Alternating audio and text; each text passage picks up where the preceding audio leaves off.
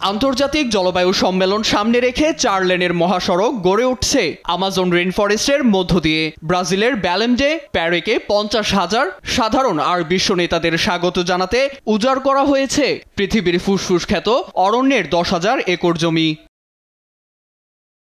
ব্রাজিলের প্রেসিডেন্ট ও পরিবেশ মন্ত্রীর মতে 25 নভেম্বর এক ঐতিহাসিক সম্মেলনের সাক্ষী হতে চলেছে বিশ্ব, যেখানে বিশ্ববাসীর সামনে তুলে ধরা হবে আমাজন ও এর বন্যজীবন রক্ষার প্রয়োজনীয়তা এবং কেন্দ্রীয় সরকারের তৎপরতা।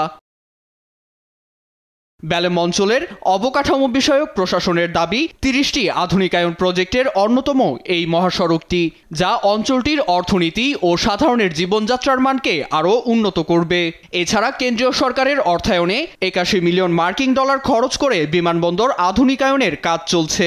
আন্তর্জাতিক গণমাধ্যমকে দেয়া সাক্ষাৎকারে এমনটাই জানায় ব্রাজিল প্রশাসন। প্রজেক্টের মধ্য দিয়ে আমরা সাধারণের জীবনযাপনে পরিবর্তন নিয়ে আসতে সক্ষম হব, এমনকি একটি অসাধারণ COP30 আয়োজন করতে পারব। বন্যপ্রাণীদের চলাচলে কোনো রকম বাধা পড়বে না। অতিথিদের স্বাগত জানাতে মহাসড়কের পাশেই হোটেল ও রেস্তোরাঁ গড়ে উঠবে। যে জলবায়ু সম্মেলনে পরিবেশ ও বন্যপ্রাণীর সুরক্ষা নিশ্চিত হওয়ার কথা, সেখানে সম্মেলনকে ঘিরেই বন উজাড় করায় তীব্র নিন্দা করাচ্ছে বর্তমান ব্রাজিল প্রশাসন।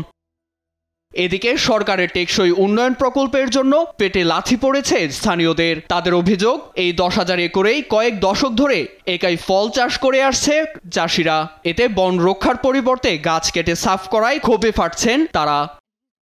পরিবেশবিদদের অভিযোগ, বিপুল এলাকা ও খাদ্যের উৎস হারিয়ে বিলুপ্তির পথে অসংখ্য বন্যপ্রাণী, এমনকি অঞ্চলটির খাদ্য শৃঙ্খল ও বাস্তুসংস্থান হুমকির মুখে ঝুঁকছে বলে উদ্বিগ্ন তারা।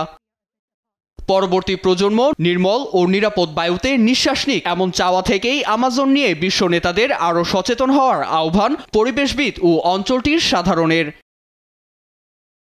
নীরব দাস, নিউজ ডেস্ক, দেশ টিভি।